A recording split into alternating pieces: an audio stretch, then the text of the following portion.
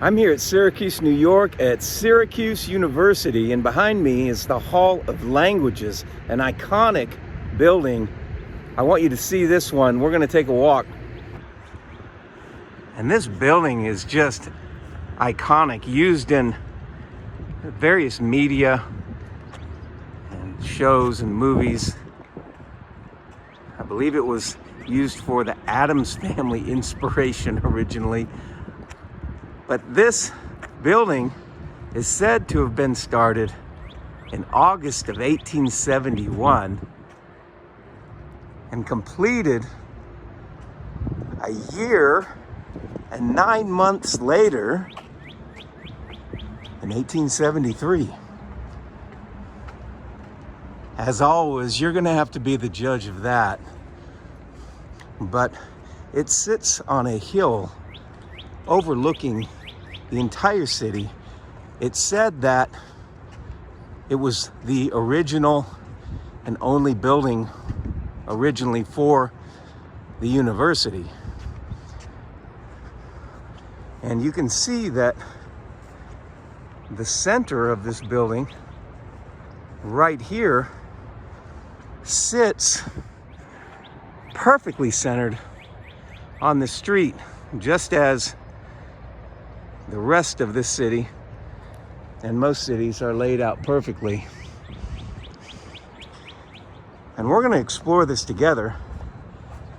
I actually have not, but just coming close to it and seeing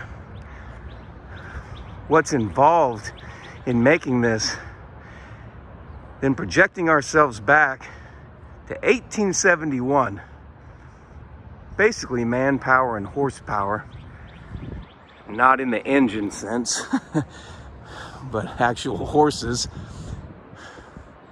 This building during that time supposedly was able to be constructed, and this tower at the top was put on, it said in 1886 originally. The construction just had that tower and that tower. But let's come close and see what's involved in making this, and if it would be possible to do that, or who could have made a building like this. Was this building done by pioneers that came from another country? You know, if you were to go to another country, unless you were rich, you'd just be getting by. You see plenty of people coming here with just the clothes on their backs. If you could imagine them building this type of a building in a year and 9 months without any modern equipment and only horses, and needing to quarry all these stones, is that actually just an insult to anyone's intelligence when you think about it? That anyone would even believe such a thing? This is the entrance to the door, and you can see that this is just a fortress with acanthus on the top of the columns. Always acanthus, always signifying the same powers that be. The top of a column is the crown of the column. It's the ruling power of the regime, so to speak, which is what the column signifies. In old times, kings always took their oaths next to the column. The column was signified as the ruling power or the king. And the crown at the top with the symbols signifies who's the king.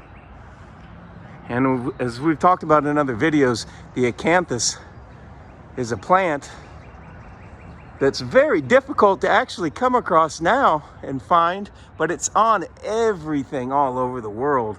And it is the exact plant that was put on the top of the head of Jesus Christ when he was crucified.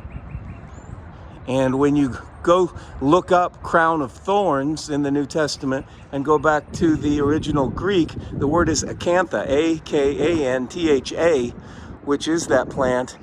which signifies he took on the curse that was put on mankind upon himself and became the ruling power. Were these buildings actually built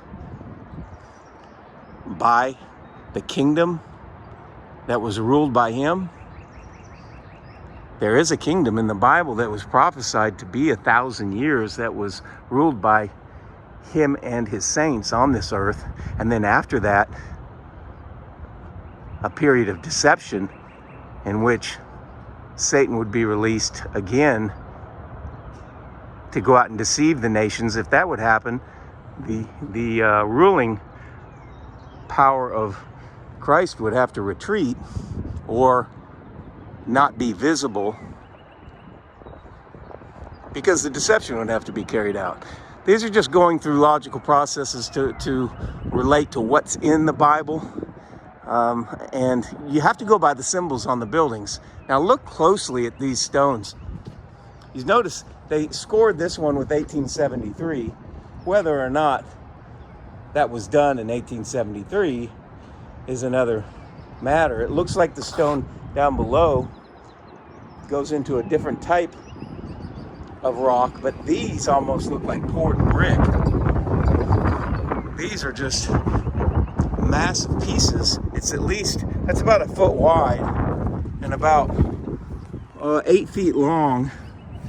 So the weight of that is pretty large. Post what you think that weighs down below.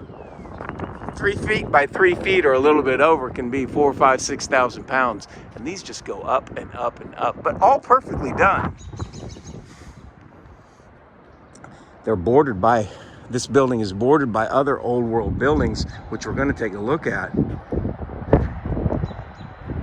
Just incredible constructions, and with a difficulty level that is off the charts on the cylinder brick constructions.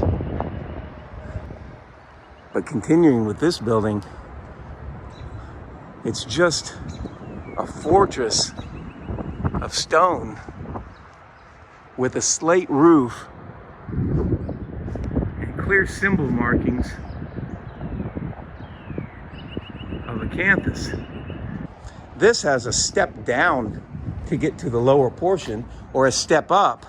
And in the event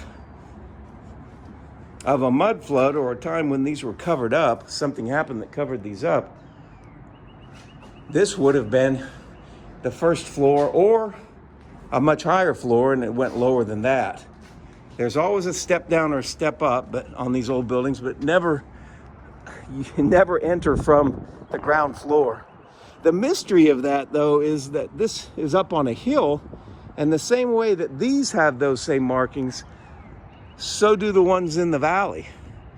But yet the hill's still here, and they're marked down there also. So it could be a lot more floors that were covered up, or something just caused all the land in the configuration it was to be raised the same amount, which is pretty amazing to even ponder and try to figure out how that could be. Here we still have the same acanthus symbols on the iron. And as we go up, we're going to see if these doors actually, yeah, they are open. But as you can see, these buildings have been completely redone on the inside. So there's not a lot that you can tell in a building like this from the original. Even in the foyer, it's been completely redone. So these buildings are not any longer inside what they were, as so many of the buildings are that I've looked at, especially in the downtown. The current Hall of Languages building at Syracuse University, Syracuse, New York. Was it built by pioneers that had just immigrated here? Or was it part of a much more glorious kingdom that had been here for much, much longer? Post your comments down below hit like and subscribe. I'll see you in the next video.